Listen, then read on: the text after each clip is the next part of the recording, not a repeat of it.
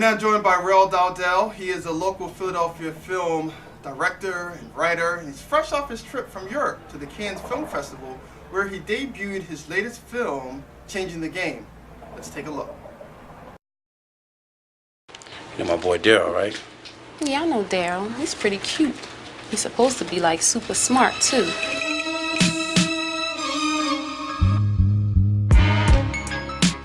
And you are set at the top of the Wall Street chain. Here we go.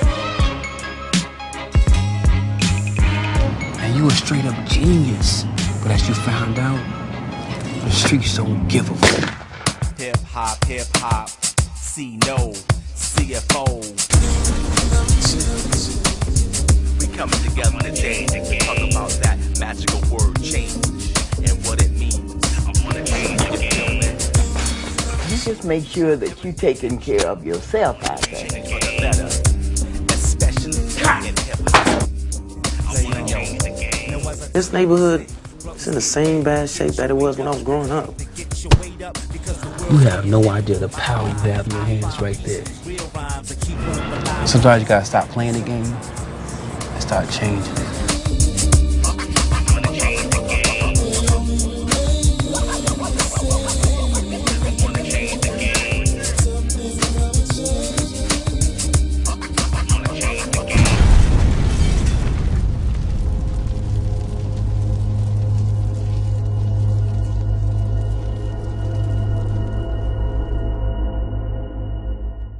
Mr. Rel Dowdell, welcome to Philly on the Rise. How you doing? It's an honor to be here, man. Looking pretty sharp, brother. Very dapper. Very Thank you dapper. very much. Thank you, sir. Welcome to the program. Tell us about the film festival. How was it over there? You know, I'm gonna tell you something about Cannes Film Festival that's interesting.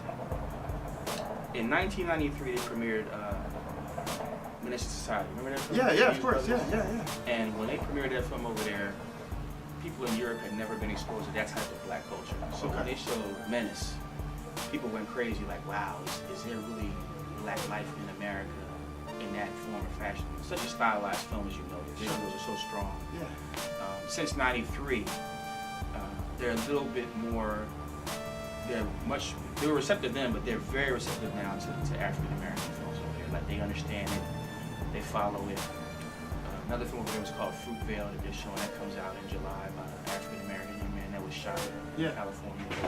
Okay. So, black culture over in France now. If you can get your film screened over there, as you know, it's very tough to get your film shown over there, especially a small film like mine. The audience is vast. 20 years ago, you might not have got a full audience to come see an African American film. Now, the way hip hop culture has been received and the way that black culture has become so popular over the years, now if it's African American and you're showing it over in Europe, you're gonna have a packed venue. And let's talk about this for a minute, because obviously stereotypes and stereotypes of African American in the movies. If you're going to show a film that's black and have it mainstream, do you have to flirt with stereotypes and having your actors fit that stereotype? That's a good question, Mike. I think, like, I called my film Change the Game for a reason, because I was trying to change a lot of those things, like showing how a black man can come out of a bad environment like North Philadelphia and still go to Wall Street and be successful. So I think in this day and age, in 2013, we have to beat the stereotypes that you're talking about, especially for black men, more than anything. I think that as black filmmakers, we got to show black men not being destroyed by their environment, but show them transcending it. No matter what the problem is, what they're doing. Show the black man being able to think for himself, to fight for himself, not always physically, but mentally, so he's able to go out here, whether it be white America, corporate America, his own environment, show him being able to transcend what he's doing to be successful. And will mainstream accept that? That's the question.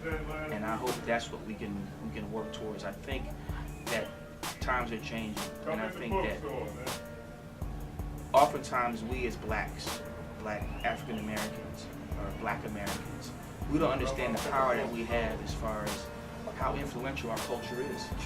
Every time we do something, whether it be China, Europe, people want to emulate that. They want to emulate our culture, the way we dress, the way we act, the way we talk, our music, our movies. So that's why, like you're saying, we have to be responsible in how we put our images out there, because if it's irresponsible, it's going to be irresponsible all over the world. Sure. So if we putting out positive images of black men and what we're doing, it may take a little bit longer because it might not be as cutting edge as some of the negative stuff, but eventually it will catch on and other people, other cultures will start to embrace what we're doing. Sure, understood. Yeah, your work has been compared to John Singleton, Spike Lee, and there's a whole list of African American film directors and writers that are out now making good movies. Is it easier now to make a movie as a black writer than it was 10, 15, 20 years ago?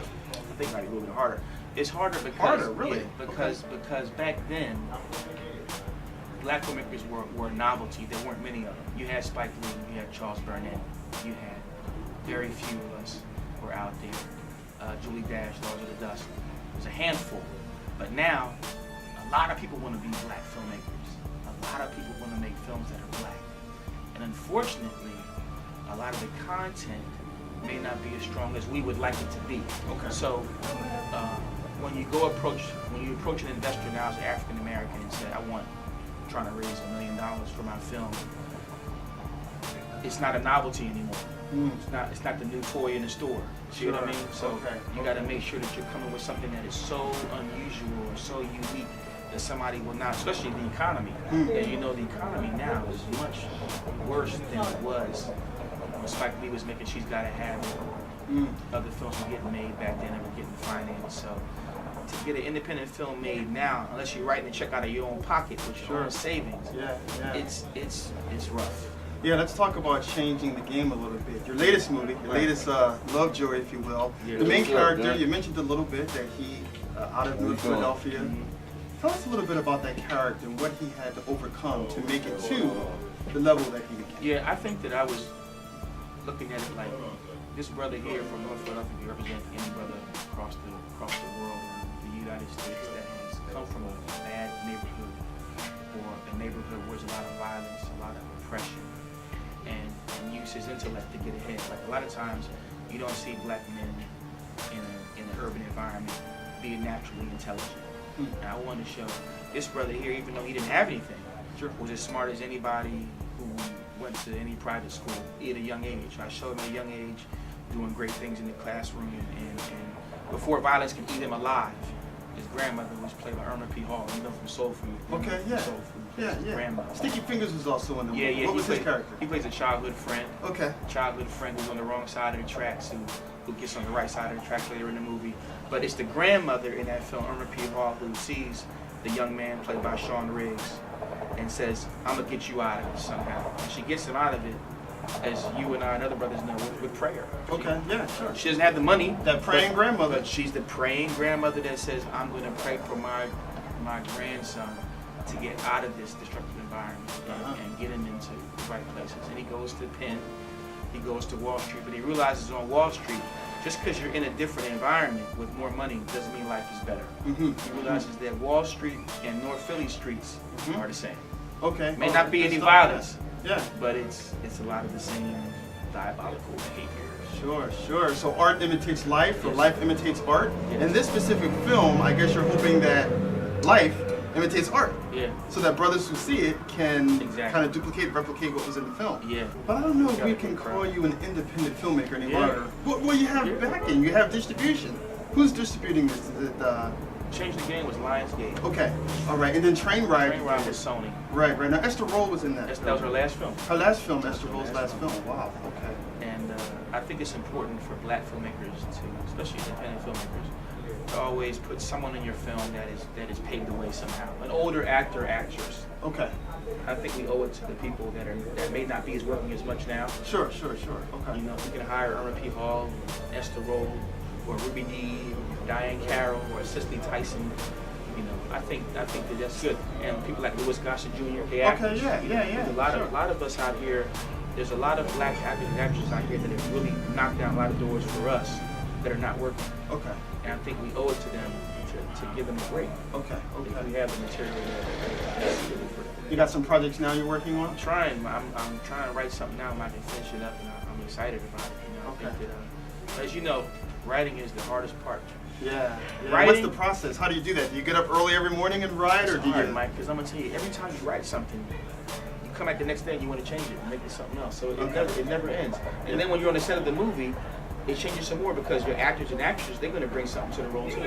They always do, like whether it be Wood Harris or Sean Riggs or R.P. Hall or Sticky Fingers or Tony Todd or Dennis L.A. White, whoever's in the movies. Sure. When they get that script and they get on the set and they start to vibe off each other, the script changes. And oftentimes, the actors will give you something better than what you had on your paper.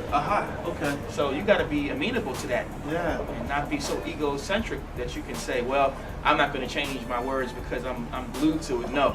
If your actors bring something better to the table, use it. Understood. Yeah. You know, right now, as we speak, there are young writers, young film directors who are watching this show. What message, what positive message, encouraging or something along those lines, could you deliver to those young directors who were or who are where you once were? Yeah, everybody always gets the same advice, like, keep going, or be persistent. That's fine, Danny, but the most important advice is to really learn what you're doing. Like, you're making films, so you're not reinventing the wheel. Like, someone's already done it better than you. So even no matter what you think you're doing, you can jump off the ceiling with your camera and I'm getting this great shot. Trust me, somebody's tried to do it before you did it. So the best thing is to don't look at yourself as being the next big thing. Just make the best film that you can make. Okay. With the resources that you have, and see how it comes out.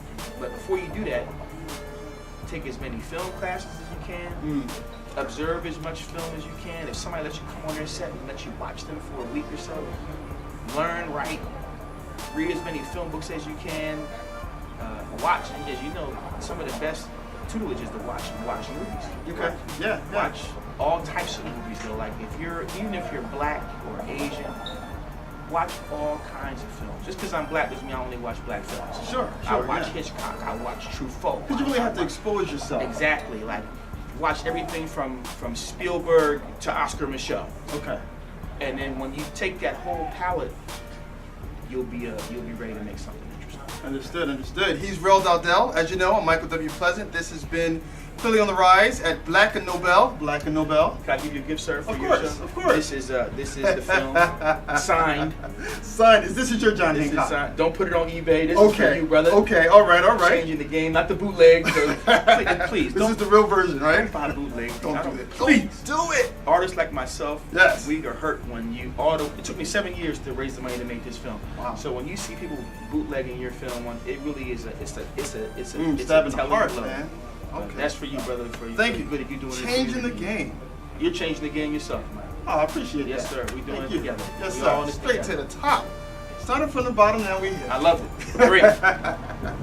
This has been Philly on the Rise, and we'll see you soon.